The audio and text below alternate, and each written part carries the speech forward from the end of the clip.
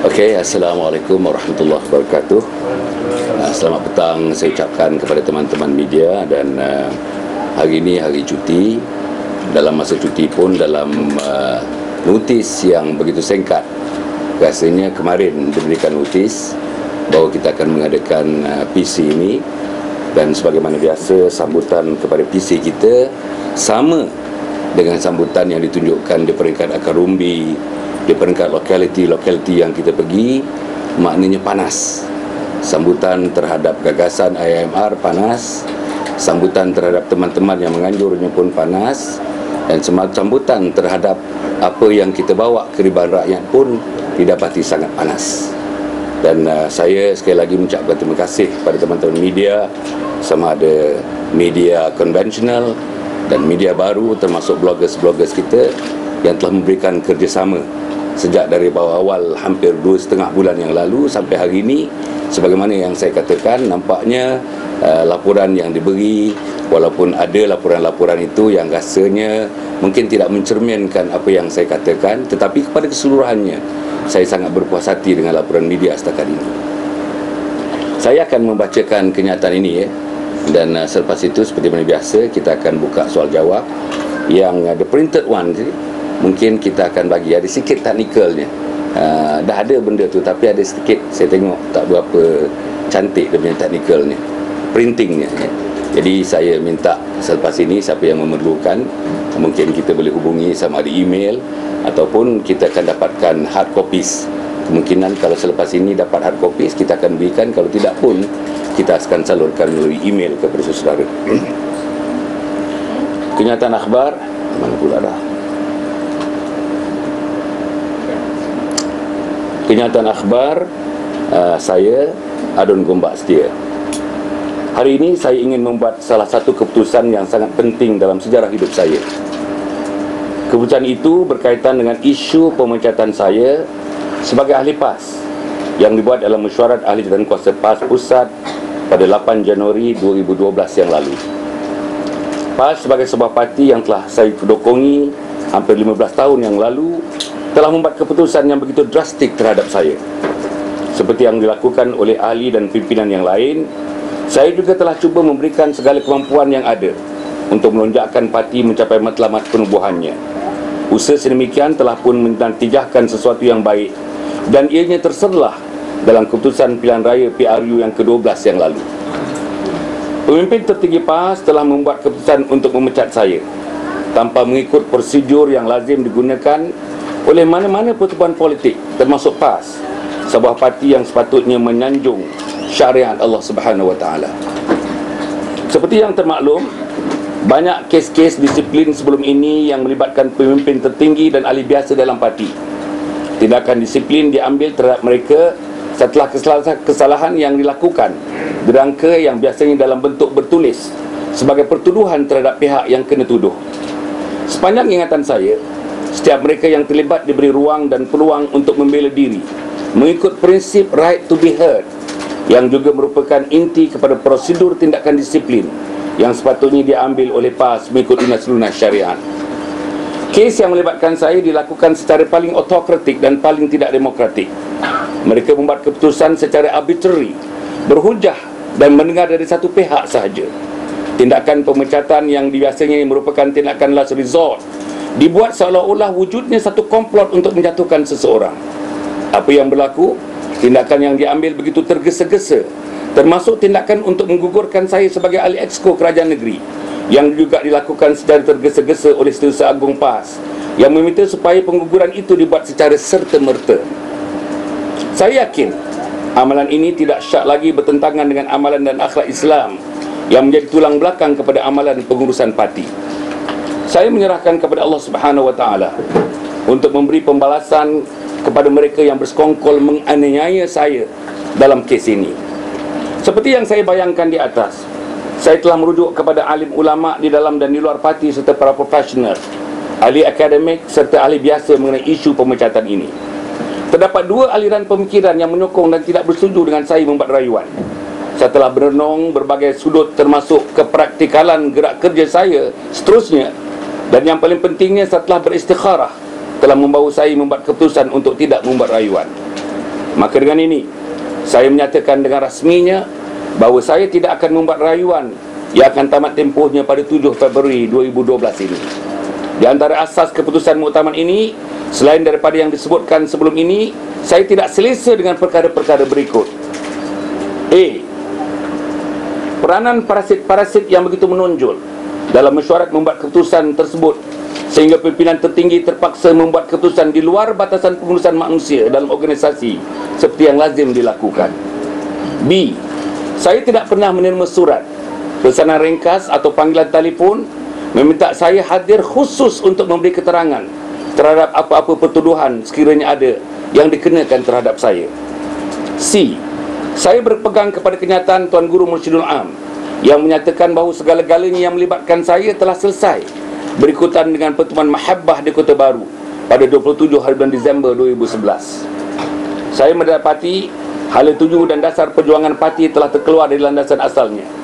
Negara Islam, hukum hudud, kepimpinan ulama, ukhuwah Islamiyah dan akhlak Islam tidak lagi menjadi amalan dan terpancar dalam urusan harian parti.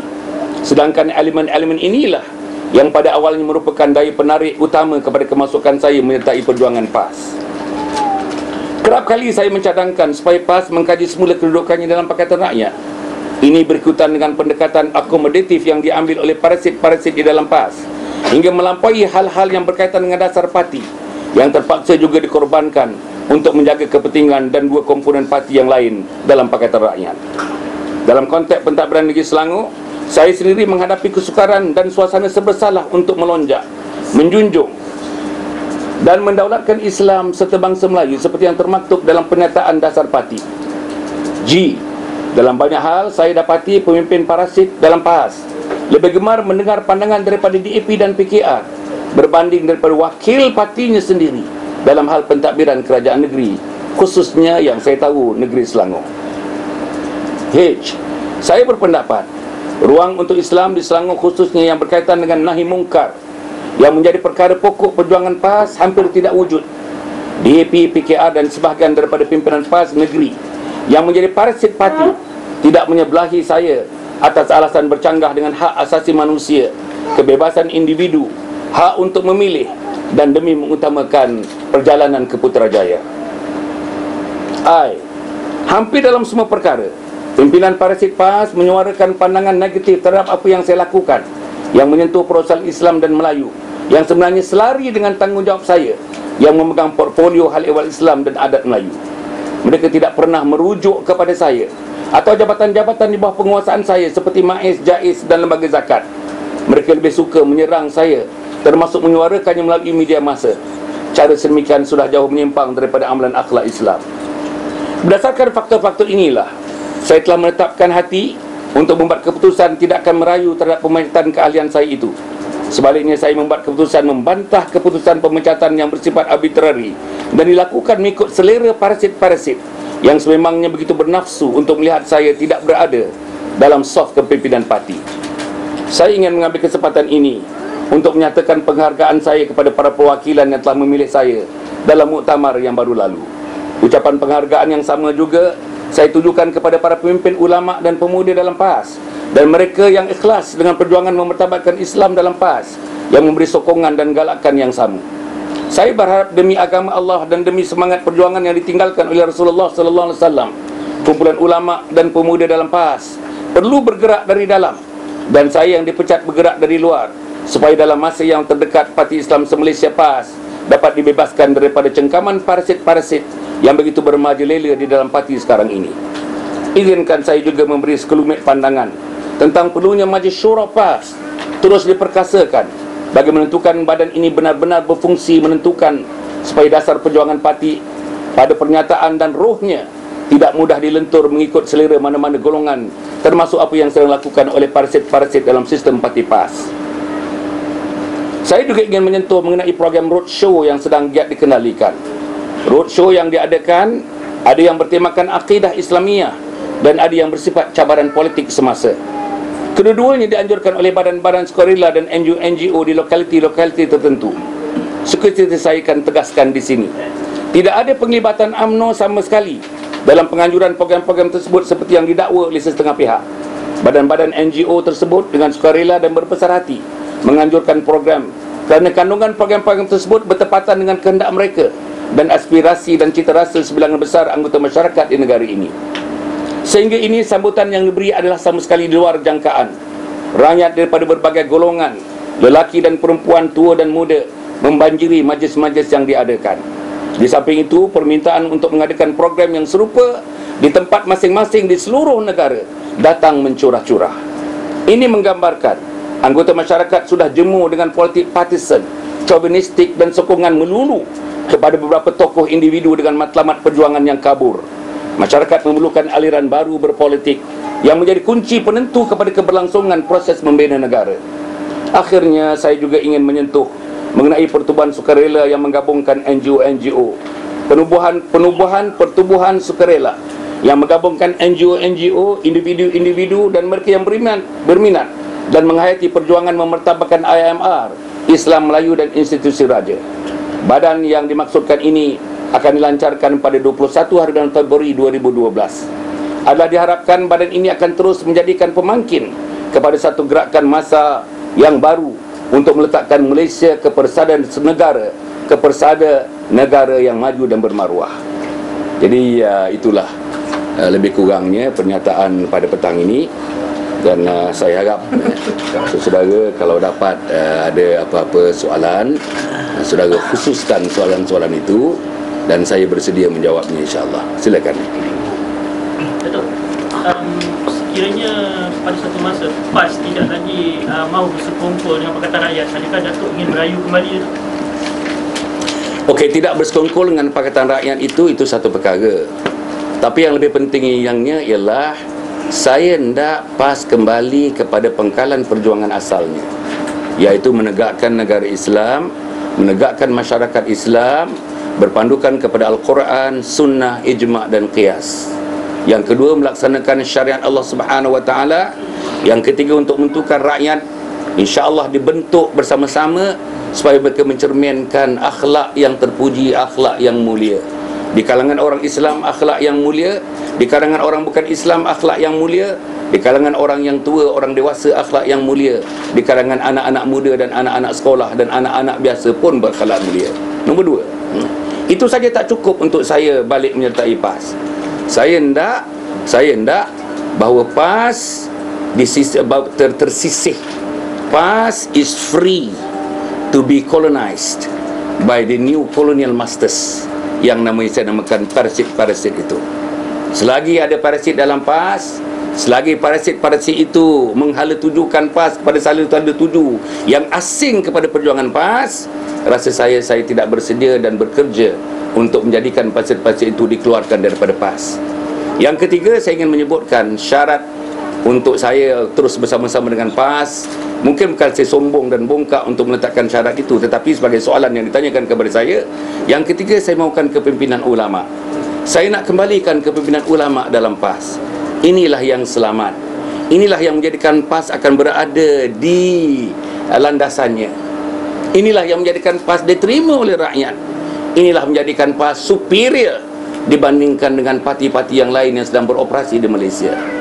Dan yang keempat, yang akhirnya sebagai syarat, bukan nak membangga diri, sebagai syarat untuk kemasukan semula dan berjuang bersama-sama dengan PAS, tidak lain dan tidak bukan ialah akhlak yang ditunjukkan. Akhlak kita menghentam sesama pemimpin, akhlak kita hina-menghina sesama pemimpin, akhlak kita jatuh-menjatuh, itu bukan akhlak orang-orang PAS sebenarnya. Tetapi parasit-parasit telah membawa akhlak ini masuk ke dalam PAS. Dan saya tidak bersedia sama sekali untuk bekerjasama dengan golongan-golongan seperti ini. Ringkas kepada jawapan tadi ialah insya-Allah kita akan bekerjasama dengan PAS. Saya sayang kepada PAS. Saya sayang kepada ulama-ulama PAS. Saya sayang kepada pemuda-pemuda PAS. Saya sayang kepada semua ahli PAS dan penyokong PAS yang ingin melihat Islam itu dimertabatkan di Malaysia.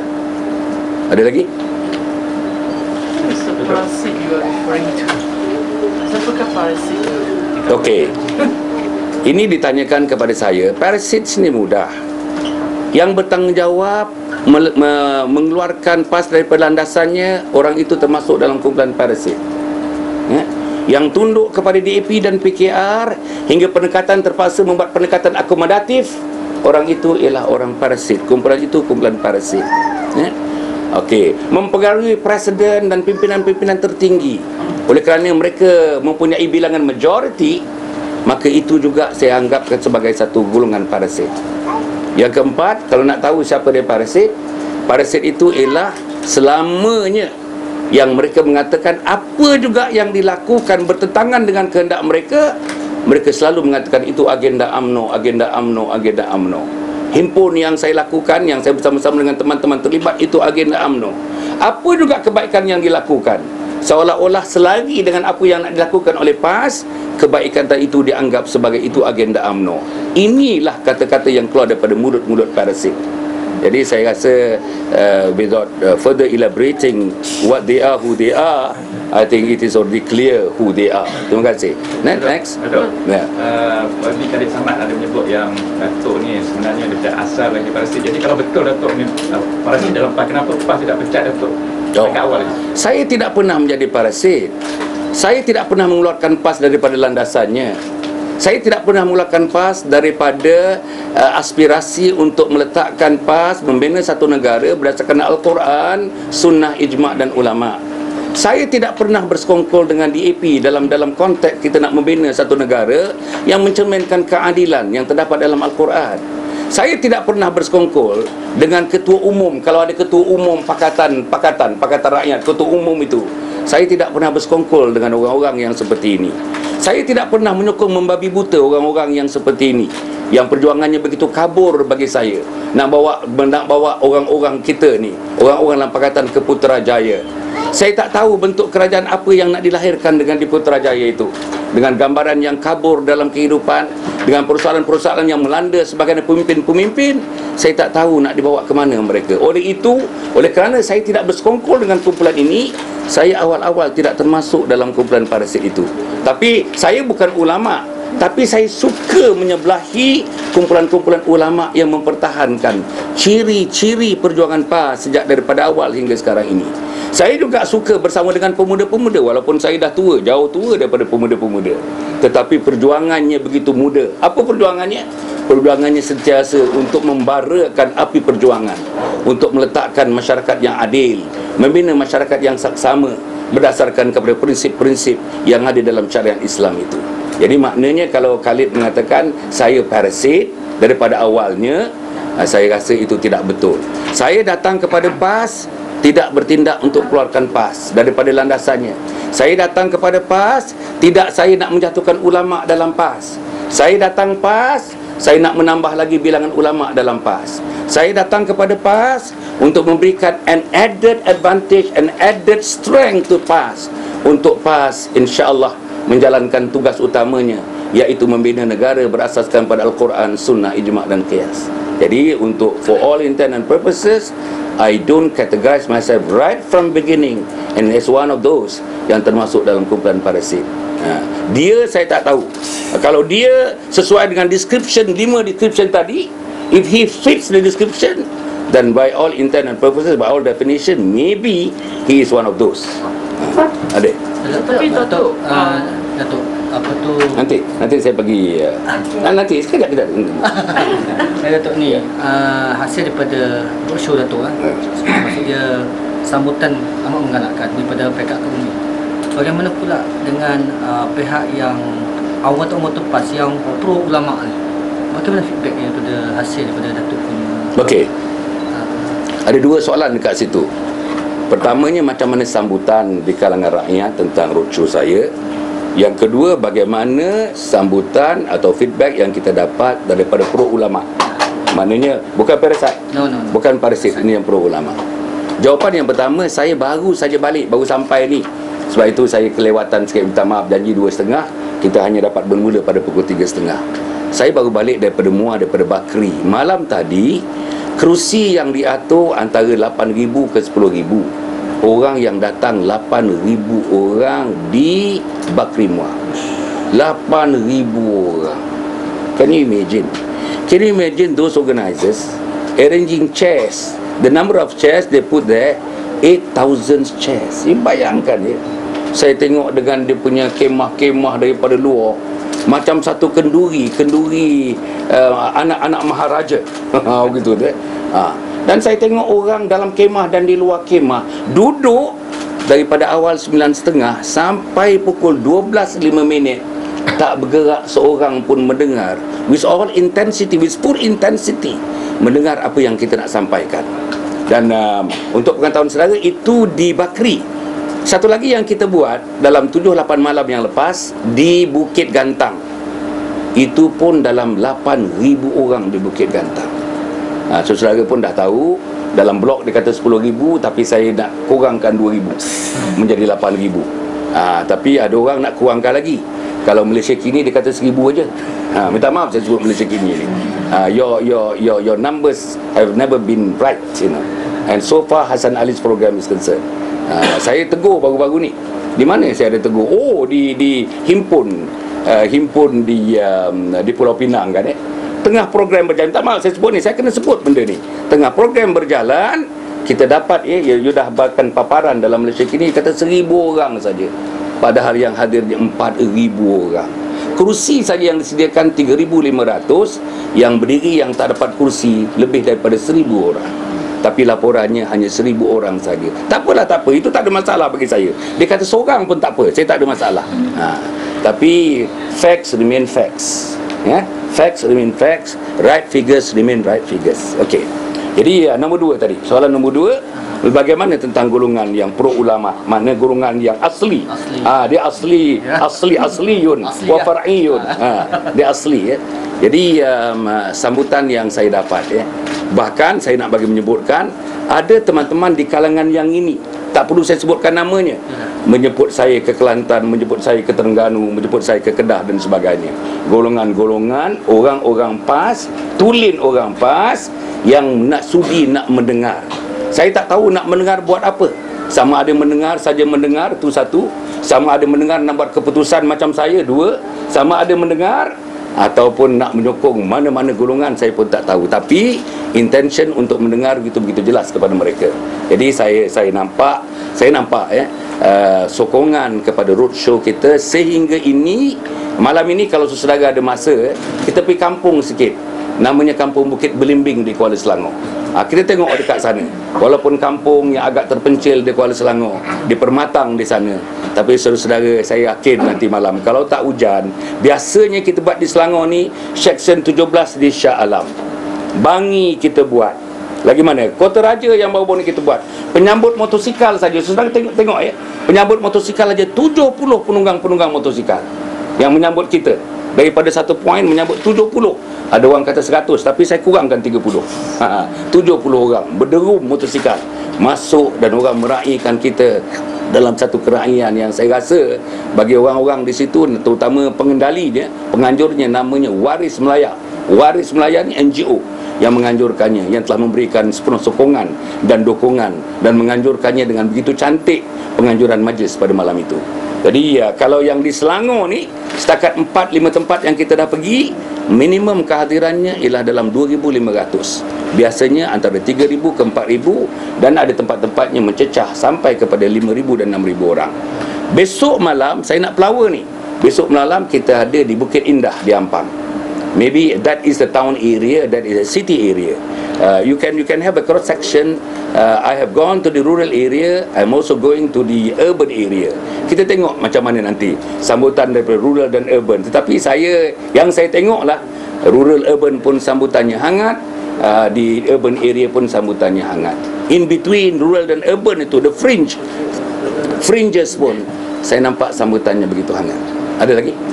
Sila ya. Saya ada soalan pertama, bagaimana dengan status unit selamat akidah, sebab Datuk kan dah bukan exco kerajaan negeri. So adakah Datuk akan meneruskan program tersebut? Dan soalan kedua, since Datuk dah bukan ahli PAS lah sekarang dengan pengumuman tadi, adakah Datuk berminat untuk menerajui kita, sebab anggota parti kita ada menyuarakan yang mereka nak Datuk menerajui kita. Okey. Soalan dia pertama tadi, unit selamatkan akidah USA. You know this kan saya di bawah portfolio agama menubuhkan unit selamatkan akidah Yang penerajunya ada di sini sahabat saya, namanya Saudara Nazril. Dia ada di sini. Jadi unit akidah itu akan berpindah bersama saya.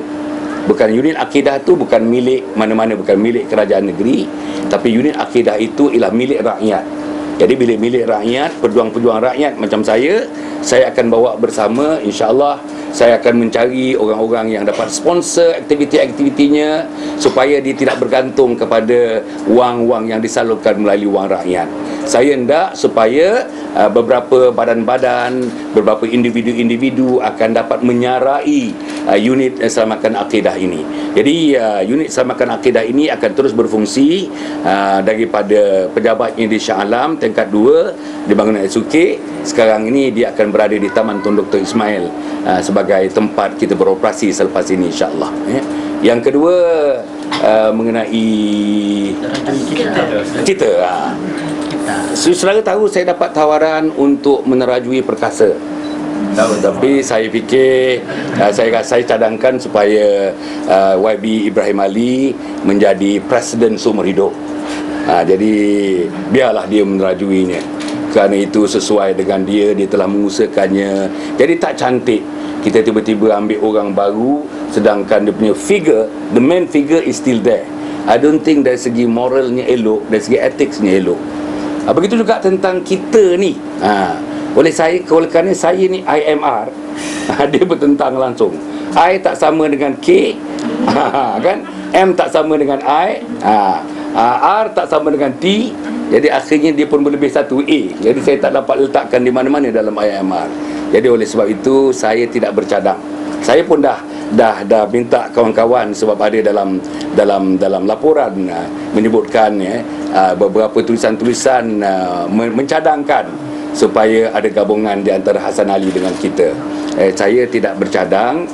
Saya tengok daripada penubuhannya pun kita tidak membawa prinsip IMR. Anything tidak membawa prinsip IMR setakat ini, saya tidak boleh bersama dengan mereka.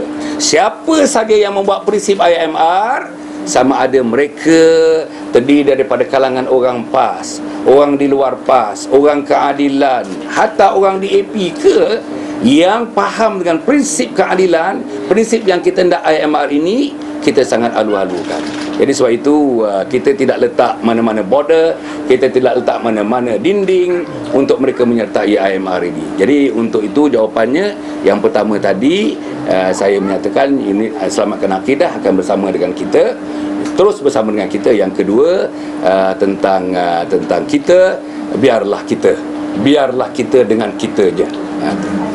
Ada. Sila. Sekejap. Ini berkenaan dengan apa ni, sebelum ni urus Presiden PAS untuk tidak bertanding. Adakah Datuk rasa ni sebenarnya dia juga kecewa sebabkan ada parasit dalam pimpinan ni, maka dia buat keputusan macam tu? Saya tidak suka nak buat spekulasi seperti itu kan. Saya hormati beliau. Beliau dengan saya ni lebih daripada kawan. Sayalah yang membawa beliau datang ke Masjid Damansara Utama 35 tahun yang lalu. Saya rasa dia sayang saya dan saya sayang dia. Sayang dalam konteks bekerja, saya dalam konteks hormat menghormati, sayang dalam konteks antara saya pengikut dan dia sebagai pemimpin. Itu sayangnya. Jadi untuk dia mengatakan dia tersinggung dengan apa yang berlaku, dia tidak dapat menangani masalah yang dihadapi oleh parti kerana adanya parasit ini, saya tidak berani membuat spekulasi itu. Tapi kalau saya ikut pemikiran saya, telahan saudara itu mungkin ada juga kebenarannya. Tapi untuk saya buktikan secara berfakta, tak mampulah saya nak buktikan secara berfakta.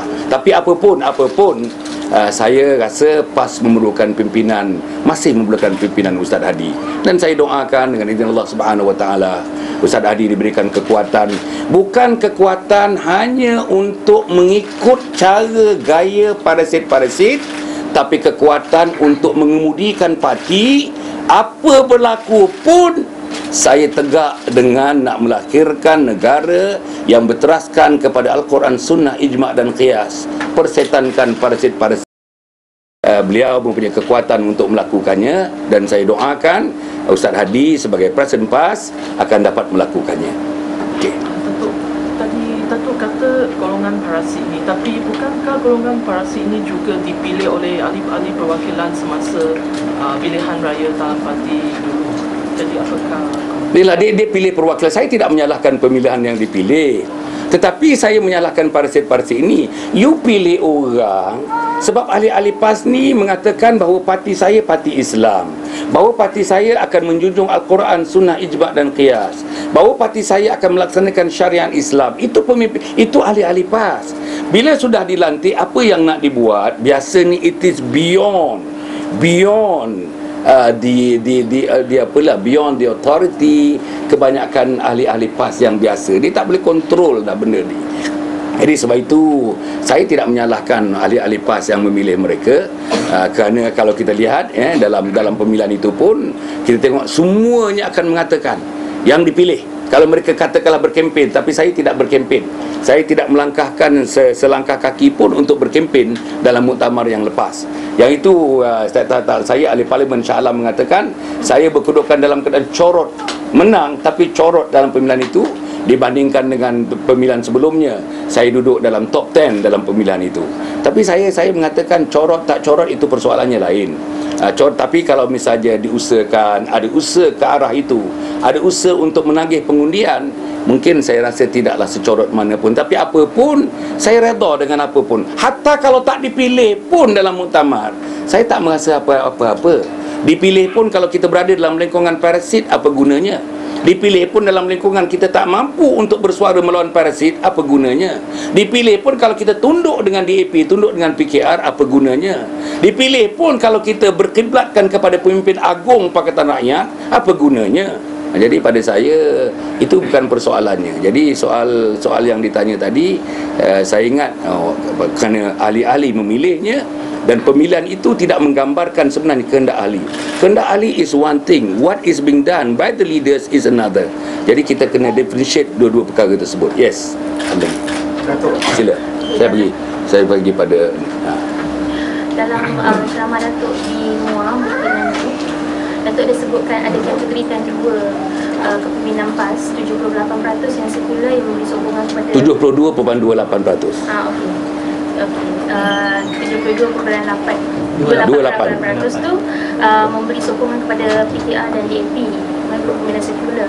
And then ada 28.berapa% tu adalah golongan ulama yang memberi yang lebih menyokong kepada Datuk Seri Anwar.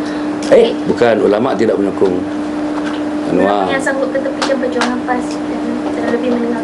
Saya nak betulkan tu. Yang 72.28% tu, itulah orang-orang, kalau nak tafsirkan parasit pun parasit lah. They are the majority. They are the majority.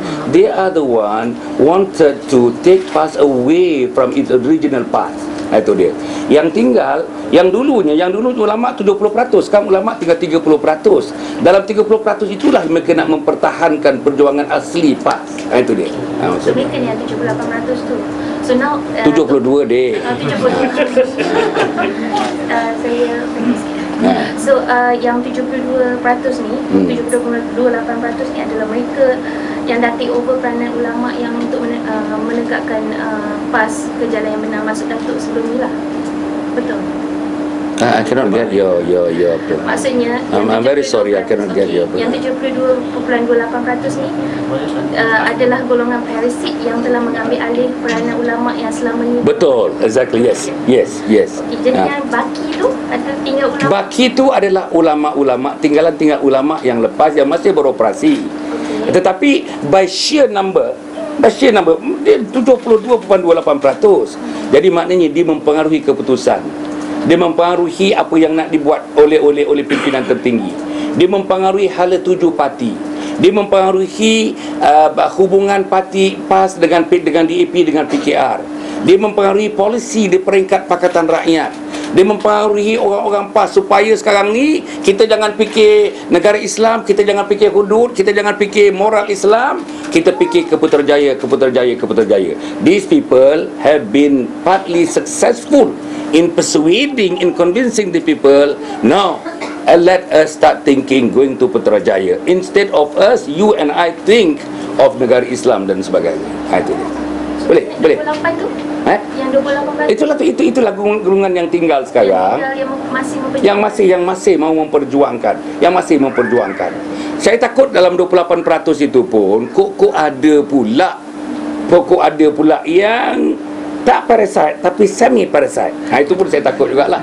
Saya hope I hope it doesn't happen that way. Datuk, kenyataan Datuk tadi mengatakan bahawa Datuk akan bergerak di luar PAS dan memanggil agar pemuda untuk bergerak dalam PAS. Apa tindakan yang pemuda harus lakukan? Ini saya serahkan kepada pemuda dan saya serahkan kepada ulama. Yang glaring sekarang ni di kalangan PAS ialah ulama dan pemuda. Saya nampak quite a big number yang faham bahawa PAS sedang diseleweng, yang faham yang PAS perlu balik ke pangkalan asalnya, yang faham PAS kena pergi kepada hala tuju pertama dan utamanya.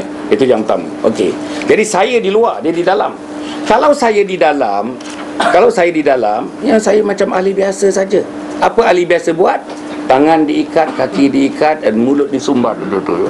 Tapi saya sekarang mengadakan press conference ni pasal apa? Pasal saya di luar. Saya boleh bercakap ni pasal apa? Saya di luar. It is going to be reported in TV and radio and also in all your newspapers pasal saya berada di luar. Saya berani bercakap. Saya dulu dalam pun saya bercakap juga. Itu pasal saya kena pecat. Di luar saya rasa lagilah mungkin macam lebih bergetih lah saya bercakap di luar daripada di dalam kan. Jadi bila saya di luar, maknanya saya boleh panggil masyarakat. Macam semalam ada 7,000, 8,000 orang di Bakri. Come on, mari kita fikirkan balik. Mari kita tolak parasit-parasit ini. Saya fikir yang mendengar daripada 100 orang, mungkin ada 20-30% yang boleh membeli apa yang saya sebutkan kepada mereka. Pelan-pelan over the period of months and years, saya nampak benda ini akan boleh berlaku satu pertukaran. Biasanya muktamar ini akan berlaku 2 tahun sekali. Saya dari segi saya nak lihat satu perkembangan baru dalam PAS. Kalau boleh perkembangan baru itu menyisihkan parasit dengan ulama dimertabatkan semula, akan berlaku dalam muktamar yang berikutnya. Datuk, sekarang platform yang Datuk perjuangkan dari luar ialah yang menggunakan platform Jati. Jadi ada tak hasrat untuk bertanding dalam pilihan raya? Bukan platform Jati, salah dik. That's wrong. Saya memperjuangkan IMR. Jati is another NGO of which I may not, menerajukan Jati. Tetapi Jati itu will be launched by the 21st of February. Jati is a social organisation. It's an NGO. Jati nak menegakkan Islam. Jati nak menegakkan masyarakat yang adil. Jati nak membawa Islam itu supaya Islam itu tidak disalah konsepsikan oleh teman-teman yang bukan Islam. Jati untuk meletakkan Islam di keribaan semua rakyat, sama ada orang Cina, orang India dan sebagainya. If you want to know everything tentang Islam dalam keadaan praktikalnya, dalam keadaan konsepnya, come to Jati. If you need materials regarding Islam, the operational material regarding activities in Islam, come to Jati. If you need misalnya nanti counselling, if anything at all that happens to you yang berkaitan dengan Islam, syariat Islam dan sebagainya, maybe at that time Jati would be able to provide such a service kepada masyarakat. Itu Jati. Okey, Jati ni akan bawa IMR, Islam, Melayu dan Raja. Okey, yang saya dan mungkin teman-teman yang lain, mungkin saya tak tahu, mungkin dalam PRU yang ke-13 yang akan datang, we may not stand for elections. Jadi kalau misalnya macam saya dah pernah sebutkan, kalau hanya NGO saja bergerak atas nama NGO saja, there is some limitation there, You may be able to bark on, bising-bising begitu saja, but you cannot influence that much of a policy. Tetapi kalau kita ada control authority power, you are at the corridor of power, jadi maknanya kita boleh mempengaruhi policy, kita mempengaruhi implementation of policy dan sebagainya. To me personally, after being involved in both world, saya dah pernah memimpin NGO, saya pernah berada di luar dalam sistem kerajaan, saya pernah berada dalam kerajaan. Cantik kalau dua-dua itu digabungkan, barulah ada kemantapan untuk kita mahu sesuatu, sama ada bentuk perubahan, apa juga perubahan dalam masyarakat. Sekiranya Datuk akan bertanding, atas sedikit apa persendirian? Itu saya jawab dalam press conference yang berikutnya. Ada lagi? di ceramah di Cukup. Ada lagi? Tak ada? tak ada saya Okey. boleh. Tak ada lagi. Okey. Di ceramah Datuk di Bangi, Datuk You ada tak masa tu di Bangi? tak ada, tapi Tak ada. Tak ada, you dengar cerita daripada orang. Okey. Pasal Datuk ada kata ada ancaman terhadap nyawa Datuk semasa di ceramah. Boleh tak ulaskan sikit? Itu biasa. I think that yalah, saya sekarang dalam keribaan masyarakat yang terbuka kan yang terbuka begitu. 28 juta manusia di Malaysia ini bukan fikir macam you, bukan semuanya sober macam you, bukan cuma handsome macam you, kan dia macam-macam. Jadi dalam keadaan itu macam-macam. Ada yang suka kepada, ada yang extremely liking me, ada yang extremely disliking me. Jadi ada manusia-manusia macam itu yang extremely disliking me may resort to whatever. Saya pun tak boleh gambarkan, tetapi saya nak menggambarkan memang sudah ada such a threat kepada saya. Tapi saya fikir saya tak kisah. Threat ni, saya punya isteri yang kisah. Anak-anak saya cukup bimbang di mana saya pergi dan sebagainya. Selalu dinyatakan dengan siapa pergi, dengan siapa pergi, siapa kawan pergi, siapa yang menemani pergi, pasal mereka bimbang keselamatan saya dan sebagainya. Tapi apapun yang penting ialah Allah Subhanahu Wa Taala. Atas katil pun saya mati. Dalam bilik air pun saya mati. Ramai orang mati atas katil, atas bilik air, tapi saya suka mati dalam berjuang menegakkan IMR untuk kebaikan semua umat itu.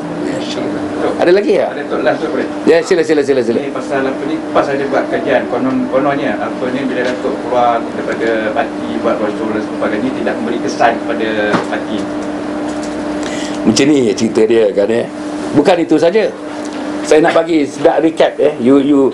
Yang pertama, Pusat Pendidikan PAS telah membuat kajian quite ekstensif melalui portal-portal seperti Malaysia Kini, Malaysia Insider, membantu mereka membuat kajian, dan juga membuat kajian melalui responden terdiri daripada orang-orang PAS, pimpinan PAS seluruh Malaysia. So keputusan yang mereka dapat ialah tindakan Hasan Ali, sokongan orang kepada Hasan Ali, apa yang dilakukan oleh Hasan Ali tidak memberikan kesan. Let me repeat. Tidak memberikan apa-apa kesan kepada PAS. Okey. Pesuruhjaya PAS Negeri Selangor pula kata, tak ada orang tak ikut dia, tak ada orang ikut dia, tak ada orang nak dengar dia. Ahli Parlimen Shah Alam pun lagilah kata, siapa nak dengar dia? Apa yang dikatakan ni tidak bersesuaian dengan kehendak masyarakat yang sebenarnya. Saya beralih pula kepada Ketua Penerangan PAS. Saya rasa semalam saya baca, dianggap saya punya movement ini sebagai kemuncuk. You know kemuncuk? The one that you go around dalam semak-semak tu, nanti kena ni, melekat-melekat ni. Dosa kemuncuk. Kemuncuk ni sampah, dia unwanted. Dalam kategori rumput-rumput, the worst rumput is kemuncuk. So saya ni bukan saja rumput-rumput, tapi the worst of rumput. Tapi kalau kita tengok malam tadi 7-8 ribu orang di Bakri, tanya siapa-siapa yang mengatakan saya tak ada sambutan, orang tak sokong saya terasing, saya berseorangan. Cuba dia pergi ke Bakri orang tu. Cuba dia pergi ke Bukit Gantang orang tu. Dan saya yakin, saya bukan cakap saya, orang yang datang jumpa saya masa saya di Bukit Gantang, dia kata ahli Parlimen Bukit Gantang sendiri pun kalau bersyarah di sini pun dia tak dapat 10% daripada jumlah kehadiran dalam 8,000 orang pada malam itu. Jadi saya ini kata mereka. Jangan you tulis pula. Saya kalau you tulis, saya baling dengan batu nanti. Jadi saya harap saudara kita kena objektif lah dengan apa pun. Yang akhir ni kalau ada nak baiki soalan tadi. Okey, apakah kedudukan sekarang Jabatan Persekutuan Kepala Pengurusan MAS? Saya tidak ada apa-apa sehingga hari ini pukul 4:07 ni. Saya tak menerima apa-apa begitu, and therefore I don't wish to comment anything. Unless and until I got something, then I should be able to comment. As for now, I don't have anything. Masih lagi. You lah yang tahu, saya tak tahu. Jadi saya cadangkan you lah jadi timbalan. Saya tak layak, Datuk. Okey, ada lagi? Datuk cuma nak dapat penjelasan tentang ini dah ada masuk yang round yang ketiga tentang ni. death threat tu. Bagaimana Datuk mendapat death threat tu? Ialah dalam berbagai-bagai bentuk. Kadang-kadang dia hantar SMS dekat kita, kadang-kadang orang membisikkan terus orang dan sebagainya. There's a lot. Orang datang jumpa saya. Kalau you berada di Bakri malam tadi kan, habis saja ceramah tu, di atas pentas tu boleh memuatkan dalam 30-40 orang. Kalau you tengok, saya tengok sampai sengit pentas tu. Semuanya nak datang, semuanya nak salam. Bukan salam saja, semuanya nak peluk saya. Tapi yang laki-laki saja, perempuan tak datang. Jadi maknanya dia menggambarkan kasih sayang dan cinta kepada orang yang ingin bersama-sama dengan mereka memperjuangkan hasrat dan isi hati dan aspirasi mereka. Jadi saya ucap terima kasih lah. Ada lagi yang saya tak apa lagi? When did you start receiving the death threats? Well, it's about 1.5 months ago, during the early stage of the whole operations kan. Tapi itu saya tidak mau, saya tak takut isteri saya, saya pun tak bagi tahu isteri saya, tak bagi tahu anak-anak saya benda-benda ni kan. Tapi pasal you dah cakap isteri saya ada kat situ tu. I think dia lebih takut daripada saya. Jangan menyebabkan dia takut. Soalan-soalan you ni menyebabkan dia takut. Saya tak takut. Saya harap dia tak takut. Tapi pasal you menyoal, dia takut, saya tak takut. Okey. Jadi kita ucap terima kasih kepada semua. Nice to see you around. Kita ada